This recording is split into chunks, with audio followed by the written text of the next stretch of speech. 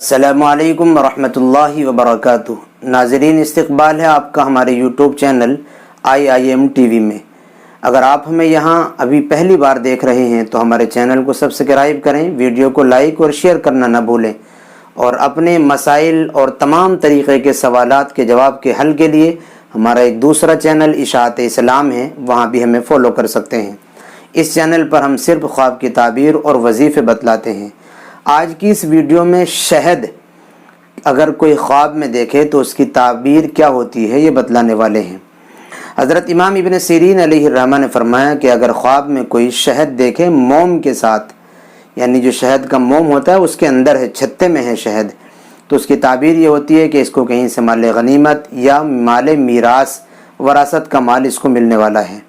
حضرت جعفر صادق رحمہ اللہ نے شہد کی خواب میں دیکھنے کی 5 وجہ اور 5 تعبیریں ارشاد فرمائیں، یعنی انہی کے ارد گرد شہد خواب میں دیکھنے کی تعبیر ہوتی ہے۔ نمبر 1 میراث، نمبر 2 مال غنیمت، نمبر 3 علم، نمبر 4 قرآن مجید، نمبر 5 فراخی والی روزی، یعنی بہت وسعت والی، عیش اور آرام والی روزی۔ ان 5 وجہ اور ان 5 تعبیروں کے ارد گرد ہی شہد خواب میں دیکھنے کی تعبیر ہوتی ہے۔ میں 2 خواب آپ کو بتلا دیتا ہوں۔